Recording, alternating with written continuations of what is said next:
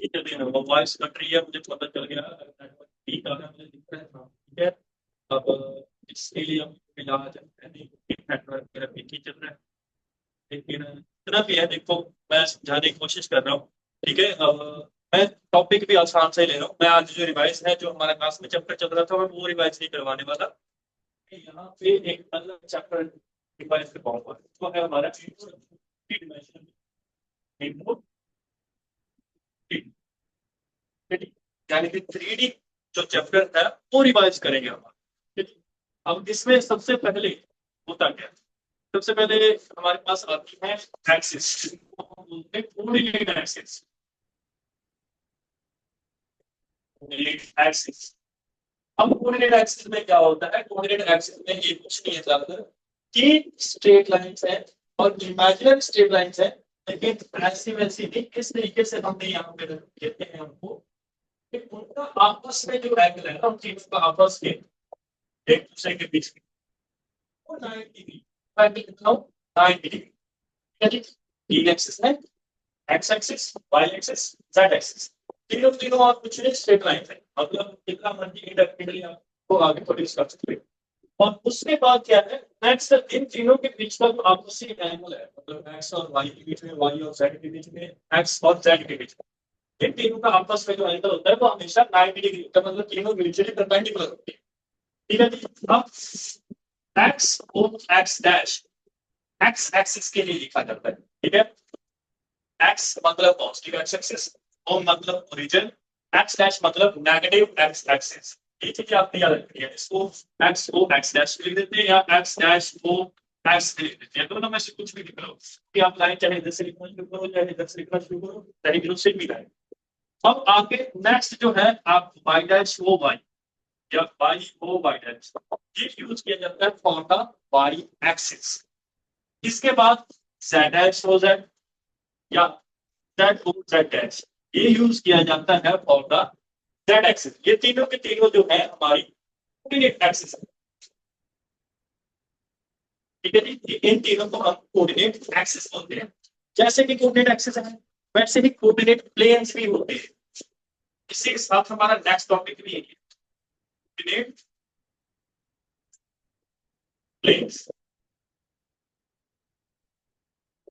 ठीक है। Coordinate plane क्या होता है? कोऑर्डिनेट प्लेन और कुछ नहीं, बस दो कोऑर्डिनेट एक्सिस को मिला के बनता है। जैसे कि मान लो ये भी हमारा ग्राफ है। ठीक है। यहाँ पे आपको ये एक्स एक्सिस है, ये वाई एक्सिस है, इसके बीच का जो भी प्लेन है ये वाला negative x axis Y axis और positive x axis Y axis. ठीक है। इन चारों को लेके, मतलब दो एक्सिस बनी आपकी, x axis and Y axis, इन दोनों को लेके जो आपका प्लेन बनेगा, उस प्लेन को हम बोलते हैं एक्स वाई प्लेन। उस प्लेन को क्या बोलते हैं? X Y plane. मतलब वो वाला प्लेन जो आपका किससे बने, दो एक्सिस को मिला के बने। पहली एक्सिस आपकी कौन सी है? X axis. दूसरी एक्सिस है आपकी वाई एक्सिस। इन दोनों एक्सिस को मिला के अगर कोई प्लेन बनता है उसको हम एक्स वाई प्लेन। ठीक है जी। अब आगे नेक्स्ट, सिमिलरली एक्स और वाई को मिला के बना एक्स वाई प्लेन। अगर आप वाई और जेड एक्सिस को मिला के प्लेन बनाते हैं तो आपका बनेगा वाई जेड प्लेन। ठीक है। वाई एक्सिस और जेड एक्सिस को मिला के सिमिलरली आपका वाई जेड प्लेन। इसी तरीके से एक्स और जेड एक्सिस को लोगे, एक्स और जेड एक्सिस जो प्लेन बनाती है उसको हम बोलते हैं एक्स जेड प्लेन। तो तीन प्रकार के कोऑर्डिनेट प्लेन्स हो गया, X Y plane, Y Z plane and X Z plane. ठीक है। एक्स वाई प्लेन कब बनता है? जब एक्स एक्सिस और वाई एक्सिस हो गया, तो दोनों के बीच के प्लेन को हम एक्स वाई प्लेन बोलते हैं। वाई और जेड एक्सिस के बीच के प्लेन को हम बोलते हैं वाई जेड प्लेन। अब एक्स एक्सिस और जेड एक्सिस के बीच में जो प्लेन लाइन करता है उसको हम बोलते हैं एक्स जेड प्लेन। अब सिमिलरली जैसे आपकी कोऑर्डिनेट एक्सिस एक दूसरे के साथ 90 डिग्री का एंगल बनाती है, वैसे ही ये जो तीनों प्लेन्स हैं कोऑर्डिनेट प्लेन्स, ये तीनों का भी आपस में 90 डिग्री का ही एंगल होता है। ठीक है जी। अब यहां से अभी कुछ यहाँ पर टॉपिक खत्म नहीं हो गया, अभी यहाँ से अभी शुरू होगा। कैसे? सिंपल सी बात है, मैंने बेसिकली जितना हो सका था तो पढ़ाई की कोशिश की थी, लेकिन कुछ चीजें जो है वो मैं आपको थोड़ा बहुत समझा गया था, लेकिन अच्छे से एक्सप्लेन करना रहेगा। उसमें क्या है? अगर मैं आपको, मैंने पहले जब मैंने पढ़ाया था आपको तो मैंने बोला था मान लो आपकी एक्स एक्सिस है। ठीक है जी। एक्स एक्सिस के लिए आप क्या लिखते हो उसको, या ऐसे लिख दो X dash O X axis, या सिंपल एक्स एक्सिस। उसकी इक्वेशन क्या होती है? देखो 10 तक बड़ा आसान था, 10 तक आप first X axis X axis and Y axis को आप लिख देते हैं, इसकी इक्वेशन है जी y इज इक्वल टू 0। पूरी में सही है, लेकिन थ्री में ये सही है। थ्री में एक्स एक्सिस की जो इक्वेशन है उसके आपने लिखना है कि यहाँ पे y की वैल्यू भी 0 होती है और z की वैल्यू भी 0 होती है, दोनों लिखने पड़ेंगे। अगर आप लिखते हो कि y भी 0 है z भी 0 है, तो ये इक्वेशन है सिर्फ और सिर्फ एक्स एक्सिस की। तो एक्स एक्सिस की इक्वेशन अब से क्या होगी थ्री में, y is equal to 0 comma z is equal to 0। ये आपकी एक्स एक्सिस की इक्वेशन। सिमिलरली अगर हम y एक्सिस की बात करें, ये तो हुई थी बात एक्स एक्सिस की, मैं y एक्सिस की अगर बात करूं तो y एक्सिस की मेरी इक्वेशन क्या बन जाएगी, मेरी इक्वेशन बन जाएगी x is equal to 0 comma z is equal to. Similarly z axis के लिए जो मेरी इक्वेशन बन जाएगी ना, वो बन जाएगी x is equal to 0 and y is equal to 0। अब आप बोलोगे ठीक है सर, समझ गए, ठीक है, गुड वैल्यू। लेकिन ये वाली चीज क्यों गलत है, फिर मैं अकेला यहाँ पे y इज इक्वल टू 0 लिख दूं तो क्यों गलत है, मैं बताता हूँ। देखो ये तो थी equations x axis y axis और z एक्सिस। यहाँ पे अगर आपको कोऑर्डिनेट प्लेन्स की इक्वेशन बतानी है तो सबसे पहले एक्स वाई कोऑर्डिनेट प्लेन लेते हैं। कौन सा plane, X Y coordinate plane, ठीक है। एक्स वाई कोऑर्डिनेट प्लेन किससे बनता है, X axis and Y axis से। नाम ही एक्स वाई है तो एक्स और वाई एक्सिस ही लेंगे। अब इस प्लेन में जेड की कोई भी पॉइंट ले दो, जेड की वैल्यू जो है ना वो 0 रहने, कितनी रहने वाली है 0। तो अगर आप लिखते हो जेड इज इक्वल टू 0, तो असल में इस प्लेन की इक्वेशन, समझ गए, एक्स वाई जो प्लेन है आपका उसकी इक्वेशन क्या है, z is equal to 0। Similarly अगर मैं y z प्लेन की बात करूं, इसकी इक्वेशन क्या होगी, y z दोनों ले लिए, बचा क्या x, तो इसकी इक्वेशन होगी आपकी x is equal to 0। Similarly x z plane की इक्वेशन होगी y इक्वल टू 0। ठीक है, अब समझ लगी बात कि अगर आप अकेला x इज इक्वल टू 0 लिख देते हो तो y एक्सिस की इक्वेशन नहीं है, तो आपकी असल में y z प्लेन की इक्वेशन। ठीक है जी, एक्स वाई प्लेन की इक्वेशन होती है z is equal to 0, y z plane की इक्वेशन होती है x is equal to 0, X z plane की इक्वेशन होती है y is equal to 0। Similarly जो एक्सिस थी वो तो मैंने आपको बताई थी, एक्सिस में एक्स एक्सिस की इक्वेशन होगी y is equal to 0 comma z is equal to, y axis की इक्वेशन होगी x is equal to 0 comma z is equal to 0, और z एक्सिस की इक्वेशन होगी x is equal to 0 comma y is equal to 0। ठीक है, इसके बाद अब ये तो आपके हो गए एक्सिस और प्लेन्स। ठीक है जी, इसके बाद अब नेक्स्ट एक मैं क्वेश्चन उठा लेता हूं इस टॉपिक को थोड़ा समझाने के लिए।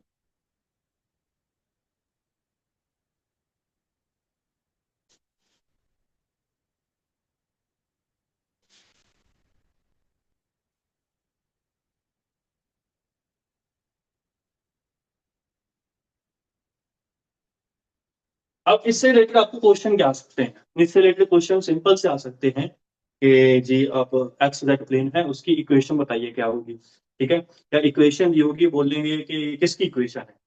तो आपको ये सारा मेरे ख्याल से क्लियर हो चुका होगा यहाँ से। ठीक है, फॉर एग्जाम्पल मैं अगर आपसे एक क्वेश्चन पूछूं कि एक्स जेड एक प्लेन है, ठीक है जी, एक्स जेड प्लेन है, उसकी इक्वेशन क्या होगी।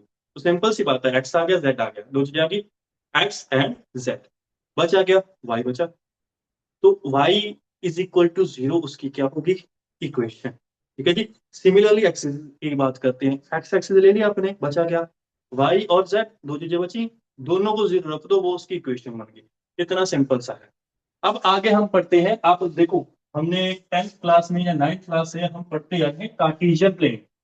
कार्टेशियन प्लेन क्या होता है, कार्टेशियन प्लेन होता है जिसमें दो एक्सिस है ना, x axis and Y axis, ये पता था। अब दो एक्सिस एक पूरे प्लेन को कितने हिस्सों में डिवाइड करती हैं, चार हिस्से, जिसमें से ये हमारे पास फर्स्ट क्वाड्रेंट, ये सेकंड, थर्ड एंड फोर्थ। ये हमने पढ़ा था ना 10th क्लास में या 9th क्लास में, दोनों क्लासेस में हम ये पढ़ के आए।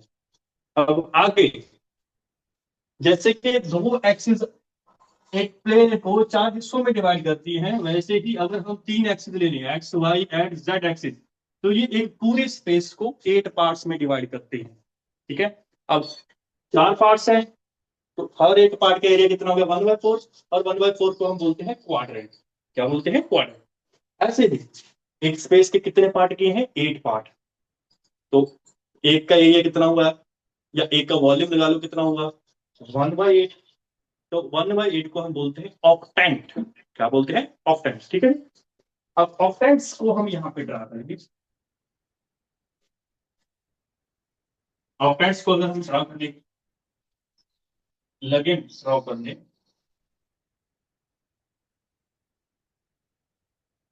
ठीक है जी। यहां से टेबल बनाते हैं। First octant, second, third, fourth, fifth, 5 ये यहाँ होंगे, बाकी मैं यहाँ पे ड्रा कर देता हूँ।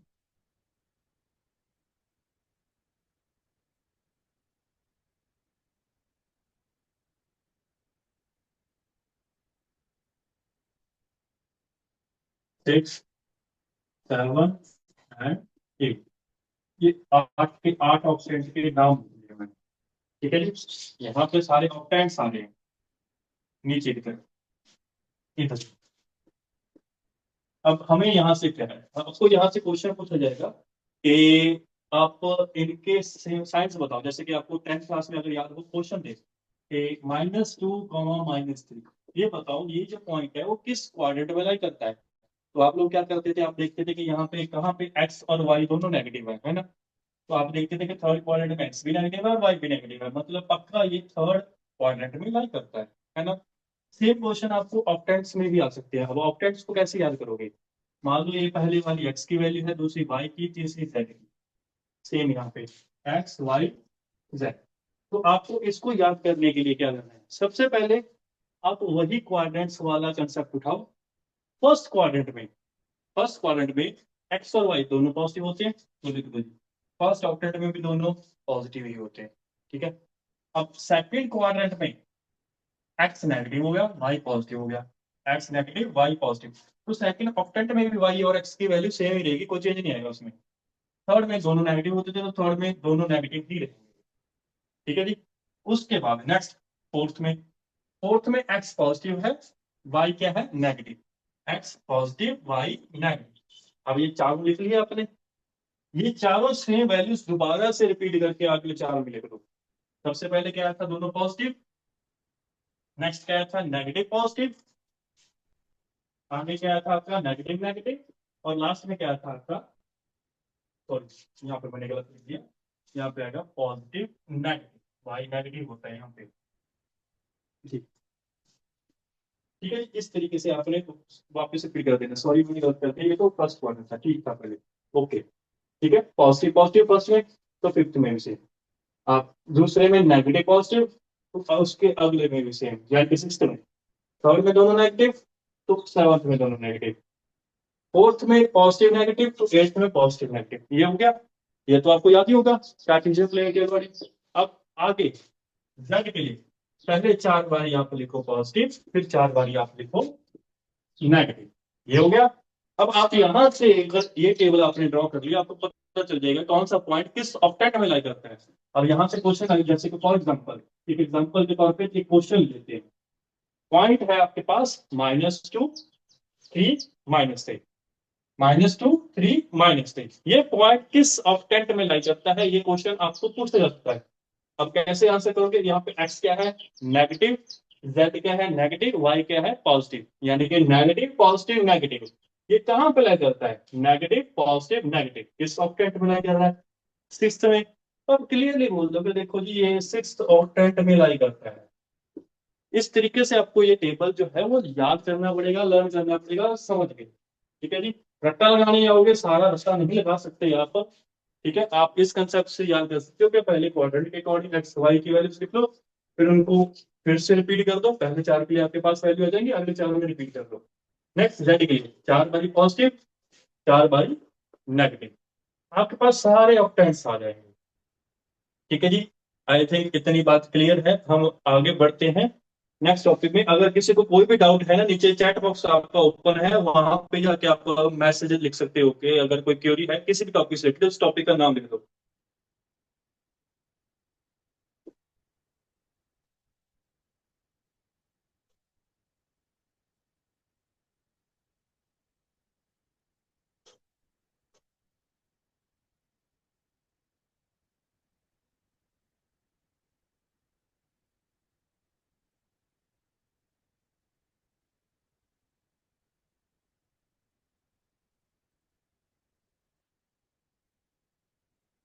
ओके, किसी ने कुछ लिखा तो है नहीं, तो आई थिंक सबको क्लियर हो गया होगा। तो आगे बढ़ते हैं जी। आगे जो है हम हमारे पास जो क्वेश्चन है वो होता है डिस्टेंस फॉर्मूले का। देखो डिस्टेंस फॉर्मूला में ज्यादा कुछ बताने वाला है नहीं, 10th वाला सेम ही फॉर्मूला है, और आप लोगों ने क्वेश्चन भी अच्छे तरीके से किए हुए हैं। जैसे कि अगर मेरे पास दो पॉइंट है, पहला पॉइंट है x1 y1 z1, और दूसरा पॉइंट है b x2 y2 z2। मान लो इन दोनों के बीच का मैं डिस्टेंस निकालना चाहता हूँ, तो how will I be able to find this distance? Simple सी बात है, डिस्टेंस फॉर्मूला होता है इसके लिए हमारे पास क्या होता है कि पहले दोनों x की वैल्यूज का डिफरेंस लो, उसका स्केल करो, फिर प्लस लिखो, फिर दोनों की y की वैल्यूज का डिफरेंस लो, उसका स्केल करो, सिमिलरली z की वैल्यूज का डिफरेंस लो, उनका स्केल करो, अब तीनों को ऐड करो और उसके ऊपर स्केल उतारो। जब ये आप सॉल्व कर लोगे तो आपके पास आ जाएगा इन दोनों पॉइंट्स के बीच का डिस्टेंस। देखो ये तो सिंपल सी बात है, ये क्वेश्चन आप करते आए हो, आपने किए भी हैं क्लास में। अब मैं जो क्वेश्चन है वो थोड़ा अलग से डिफरेंट वे में पूछने वाला हूँ। मैं आपसे क्वेश्चन पूछने वाला हूँ कि देखो जी, मेरे पास एक पॉइंट है 2 3 5, एक पॉइंट है 2 3 5, ठीक है। इसका, ठीक है जी, पॉइंट है 2 3 5, ओके। इसका डिस्टेंस निकालना है, लेकिन किसी पॉइंट से नहीं, वाई एक्सिस से निकालना है। कहां से निकालना है? वाई एक्सिस से। पॉइंट है, आप दो पॉइंट के बीच का डिस्टेंस निकालना तो आप लोगों को आता है, ठीक है, गुड। लेकिन अगर इस पॉइंट के डिस्टेंस की बात करूं मैं किसी एक्सिस से, तो कैसे करोगे? बड़ा आसान है, देखो कहां से डिस्टेंस निकालना है अपने? वाई एक्सिस से। कहां से? वाई एक्सिस से। वाई एक्सिस के ऊपर कोई भी पॉइंट होगा वो कैसा होगा? वो इस प्रकार से होगा कि 0 y 0, है ना, इस पॉइंट होगा। लेकिन जो डिस्टेंस पूछेंगे ना वो परपेंडिकुलर डिस्टेंस पूछेंगे। कौन सा डिस्टेंस पूछेंगे? Perpendicular distance. अब वाई एक्सिस के ऊपर अगर हम परपेंडिकुलर ड्रॉ करें, देखो वाई एक्सिस के ऊपर सिंपल सी बात है, एक्स और जेड दोनों की वैल्यू तो होती है 0, रह गया अकेला कौन सा? वाई। तो वाई की इसकी वैल्यू और इसके वाई की वैल्यू दोनों सेम होगी, पक्की गारंटी है। अगर परपेंडिकुलर डिस्टेंस निकालना है तो जिस पॉइंट के ऊपर वो इंटरसेक्ट करेंगे ना, वो पॉइंट के कोऑर्डिनेट्स किस तरीके से आएंगे? कि अकेले अगर वाई एक्सिस से डिस्टेंस निकाल रहे हो, वाई एक्सिस की वैल्यू सेम रहेगी, और आपको क्लियरली पता है कि बाकी जो दोनों वैल्यूज होती है वाई एक्सिस के ऊपर, उनकी वैल्यू क्या होती है? 0 ही होती है। तो आपके पास दूसरा पॉइंट आएगा 0 3 0। अब आपके पास पॉइंट आ गया तो आप क्या निकाल सकते हो? डिस्टेंस, ठीक है। एक तो ये तरीका है कि आपको सीधा पॉइंट मिल गया, अब डिस्टेंस निकालो। कुछ बच्चे क्या करते हैं, या कोई टीचर भी ऐसे पढ़ाते हैं, उसमें क्या बोलते हैं कि देखो जी वाई एक्सिस के बीच में डिस्टेंस निकालना है, वाई एक्सिस वाली वैल्यू छोड़ दो, बाकी जो बच गई उनका स्केयर करो, उनका सम करो और स्केयर कर दो, ये आपका डिस्टेंस होगा। देखो बात सही है, हम भी वही करने वाले हैं। लेकिन यहाँ पे आपको मैंने ये पता क्लियर कर दिया कि किस पॉइंट से डिस्टेंस निकालना है। वो पॉइंट दोनों के बीच, जिनके बीच में आप डिस्टेंस निकालना चाहते हो, वो क्लियर आ गया। अब इनमें डिस्टेंस निकालो, चाहे इसमें में निकालो, दोनों निकलेंगे क्या? सेम ही, ठीक है ना। आप इन दोनों के ऊपर डिस्टेंस फॉर्मूला लगाओगे तब भी इतना ही आएगा, ठीक है। मैं एक बार फिर से रिपीट कर रहा हूँ। मान लो आपके पास एक पॉइंट है, क्वेश्चन क्या था देखो, क्वेश्चन था एक पॉइंट है 2 3 5, ओके जी। इसका डिस्टेंस निकालना है वाई एक्सिस से। तो डिस्टेंस कैसे निकालोगे? मैंने बोला अगर परपेंडिकुलर डिस्टेंस निकालो इस पॉइंट से, जिस पॉइंट के बीच में आपने डिस्टेंस निकाला वो पॉइंट कैसे पता करना है? वाई एक्सिस के ऊपर पॉइंट है, तो एक्स और जेड दोनों क्या होंगे? 0, रहेगी वाई की वैल्यू। वाई की वैल्यू इस पॉइंट की और इस पॉइंट की सेम ही रहेगी। दोनों पॉइंट मिल गए तो क्या लगा दो? डिस्टेंस फॉर्मूला, ठीक है। आंसर आपका आ जाएगा। अब दूसरा तरीका क्या था? दूसरा तरीका था कि कोई पॉइंट है, मान लो यही पॉइंट है से, अब मैं वाई की जगह एक्स एक्सिस के बीच में डिस्टेंस निकालूंगा, इस पॉइंट के बीच में और एक्स एक्सिस के बीच में डिस्टेंस निकालूंगा, ठीक है जी। डिस्टेंस कैसे निकालनी? एक्स एक्सिस दे दो, तो एक्स वाला पॉइंट छोड़ दो। एक्स वाला पॉइंट कितना है? 2। बाकी क्या बचे? वाई इज इक्वल टू 3 और जेड इज इक्वल टू 5, है ना। इसका डिस्टेंस आप कैसे निकालोगे? Distance is equal to, square root करो, इन दोनों के स्केयर का सम करो, स्केयर का सम, ठीक है। ये आपका डिस्टेंस होगा। अब चाहे आप ऐसे करो, चाहे पूरा समझ के करो कि कौन सा पॉइंट है, उन दोनों पॉइंट के बीच में डिस्टेंस निकालो। डिस्टेंस आपका सेम ही आने वाला है, तरीका सेम है, ज्यादा इसमें कोई कंफ्यूज होने वाली बात है नहीं। टॉपिक दोनों सेम है, दोनों में कुछ है नहीं। बस ये है कि आपको कौन सा आसान लगता है, कौन सा ज्यादा समझ लगता है, उस अकॉर्डिंग में आप इस क्वेश्चन को अटेम्प्ट कर सकते हो, ठीक है जी। इसके बाद आगे बढ़ते हैं हम।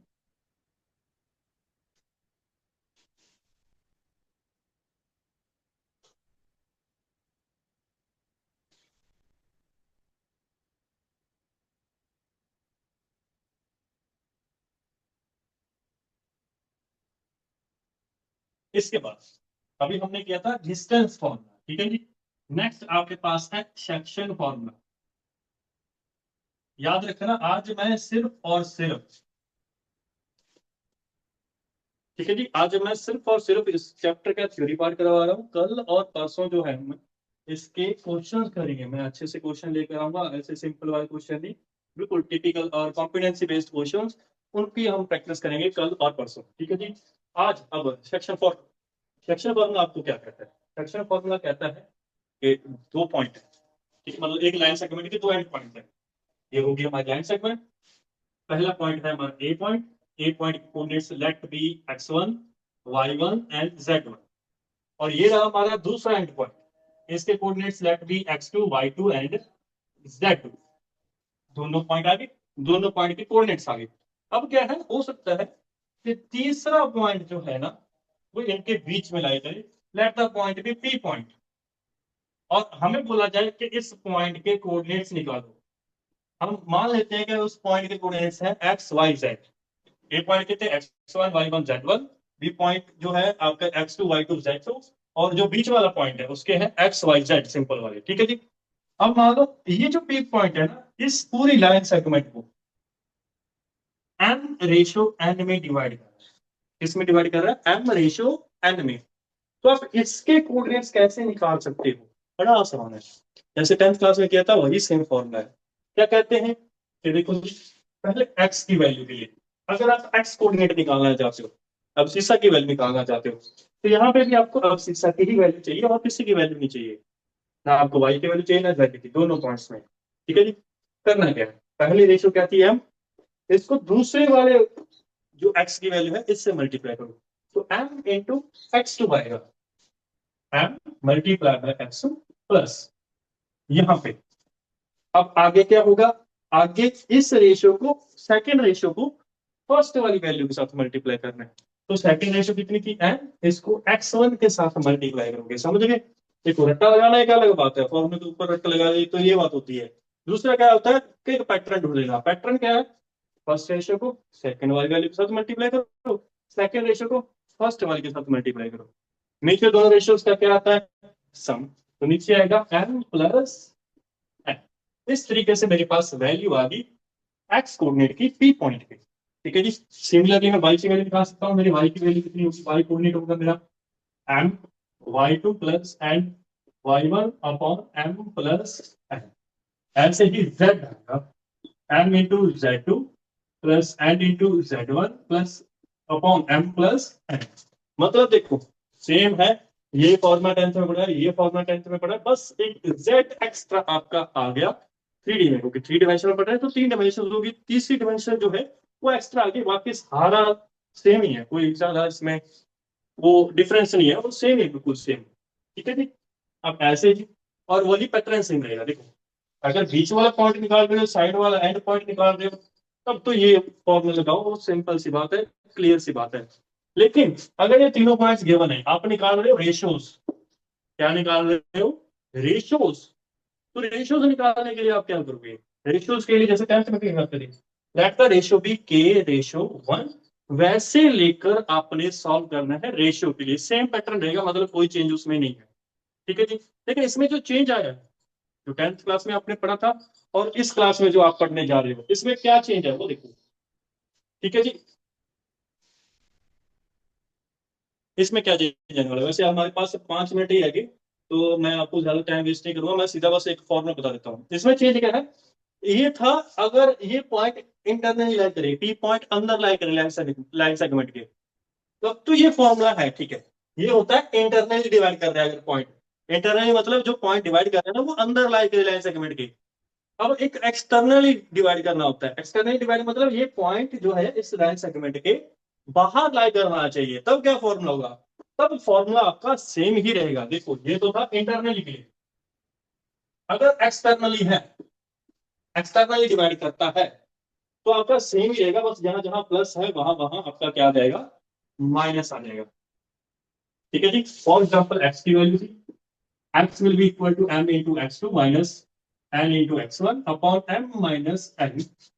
ऐसे ही y की वैल्यू आ जाएगी m into y2 minus n into y1 over m minus 1।